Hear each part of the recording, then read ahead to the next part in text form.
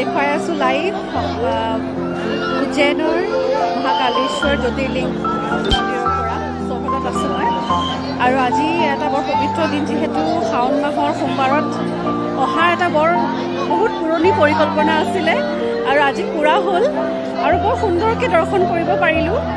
ৰাতিপুৱা আমি 4 বজাতে আহিছোঁ আৰু ধুনীয়াকৈ কোনো সাংঘাতিক একো অসুবিধা হোৱা নাই, ধুনীয়াকৈ দৰ্শন কৰিব পাৰিলোঁ। ভিতৰত গৈ মহাকাল বাবাক আমি আচলতে দেখি আহিছোঁ লাইভ আৰু বৰ এটা বেলেগ ধৰণৰ অনুভৱ। আৰু বহুতে কোৱা শুনো যে বহুত প্লেনিং কৰিলেও, বহুত প্লেনিং কৰাৰ পাছতো যে এইটো সম্ভৱ হৈ নুঠে, কিন্তু নাজানো এইবাৰ সোমবাৰে ইমান সুন্দৰকৈ শাওণ মাহৰ ইমান সুন্দৰকৈ আহিলোঁ, সুন্দৰকৈ সকলোবোৰ হৈ গ'ল, দৰ্শন হৈ গ'ল। আৰু অসমবাসী ৰাইজৰ বাবে মই অসমবাসী ৰাইজ হৈ আচলতে মই সেৱা জনাইছোঁ, যাতে আমাৰ অসমখনক সদায় আশীৰ্বাদ কৰক, সদায় সকলোৱে ভালে থাকক, দুখবোৰ আঁতৰক, তাকেই মই কামনা কৰিছোঁ। মই অকণমান দেখুৱাবলৈ চেষ্টা কৰিম। আচলতে ইয়াতে বহুত ভিৰ হয়, এবাৰ সোমোৱাৰ পাছত য'ৰ পৰা আমি ওলাওঁ আৰু ভিতৰত সোমাবলৈ নিদিয়ে, যিহেতু আজি সোমবাৰ হয় সেইকাৰণে লাখ লাখ মানুহ আছে ইয়াত। এতিয়া চাগে আমাকো ইয়াৰ পৰা উলিয়াই দিব, কাৰণ ইয়াত থাকিবলৈ ইমান পাৰ্মিশ্যন নিদিয়ে। এবাৰ মানে সোমোৱাৰ পাছত যেতিয়া আমি লাইনে লাইনে ওলাই আহোঁ, তাৰ পৰা আমাক একেবাৰে গেটৰ বাহিৰত যাব লাগে, ভিতৰত থাকিব নোৱাৰে, মানে পাৰ্মিশ্যন নিদিয়ে, ইমানখিনি অনুমতি নিদিয়ে। যিহেতু বহুত বেছি ৰাইজ হয়, বহুত বেছি ভক্তসকল বহুত ইয়াত গোট খায়। মই অকণমান আপোনাক বেক কেমেৰাৰে দেখাইছোঁ দেই। বেক কেমেৰাটো কোনটো আছিলে?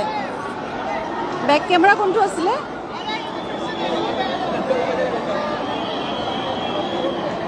নাই যে ইয়াতে থাকি চাগে ন? বেক কেমেৰা নাই নেকি? দেখাব লাগিব।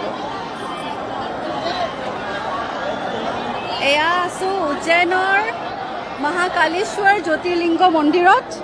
এটা বিৰাট সাংঘাতিক সপোন পূৰা হ'ল আজি।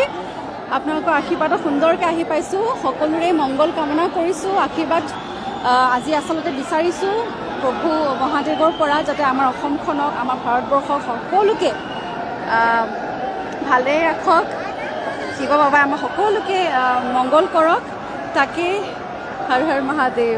বহুত কমেণ্ট আহিছে, খালি কিয় বেক কেমেৰা কৰিব নাই এইটোৱে বুজি নাপালোঁ।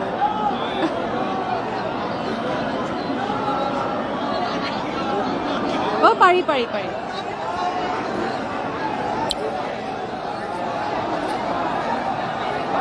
এতিয়া কিন্তু মন্দিৰৰ ভিতৰত আমি নাই দেই, বাহিৰতহে আছোঁ।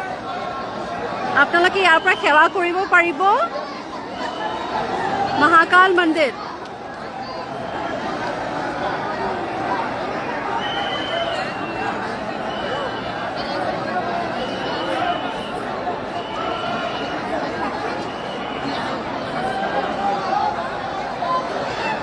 ভিতৰৰ ফালে আছে, আমি তাৰমানে এতিয়া বাহিৰত আছোঁ, যিহেতু আমাৰ দৰ্শন হৈ গ'ল সেইবাবে আমাক আৰু ভিতৰত থাকিব নিদিয়ে। তাৰমানে আমি বিৰাট ৰিকুৱেষ্ট কৰিছিলোঁ যে এবাৰ দিয়ক, মই এবাৰ দেখুৱাওঁ, নাই পাৰ্মিশ্যন নিদিয়ে।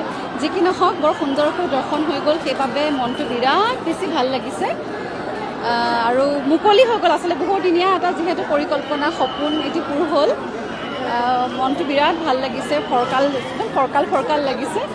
আৰু সকলোৰে হয়, মই আচলতে আজি ইয়াত সেৱা জনাইছোঁ বাবাক, আৰু সকলোৱে ভালে থাকক তাকে কামনা কৰিছোঁ। বেছি দীঘলীয়া লাইভটো নকৰোঁ, মই বোলো এবাৰ পৰিৱেশটো দেখুৱাওঁ। আচলতে ভিতৰত কৰিবলৈ বৰ ইচ্ছা আছিলে, অকণমান হ'লেও যদি কিবা এটা দেখুৱাব পাৰিলোঁহেঁতেন আমাৰ অসমবাসী ৰাইজক, মোৰ মনটো ভাল লাগিলেহেঁতেন। যিহেতু মই যদিও আহিব পাৰিছোঁ, বহুতে আহিব পৰা নাই, সকলোৰে মন থাকে নিশ্চয়, কিন্তু সেইটো সম্ভৱ হৈ নুঠিলে এইবাৰ। যি কি নহওক এনেকৈ দেখাটো হয়তো বহুতে ভাল পাব, মই সেইবাবে আচলতে লাইভ কৰিলোঁ। সকলোৱে মোক গুড মৰ্ণিং দিছে, গুড মৰ্ণিং। জয় মহাকাল, জয় মহাকাল, হৰ হৰ মহাদেৱ। বহুত মানুহ, লাখ লাখ মানুহ হৈছে ইয়াত। বহুত ধেৰ মেছেজ দেখাই দিয়া বাবে থেংক ইউ, হৰ হৰ ধন্যবাদ। চেত্ৰী জয়ন্ত বৰা, জয় মহাকাল, জয় মহাকাল। বহুত মানুহ এতিয়া আমাক যাবলৈ দিছে, হৈ গ'ল আমাৰ টাইম আপ, গতিকে ইয়াৰ পৰা আমি যাওঁ। আমি ইয়াৰ পৰা যাওঁ, আমাক ইয়াৰ পৰা যাবলৈ দিছে, যিহেতু বহুত বেছি ৰাইজ দেখাব নোৱাৰোঁ। আকৌ পাছত কথা পাতিম, এতিয়ালৈ আহোঁ, সকলোৱে ভালেই থাকক, জয় মহাকাল।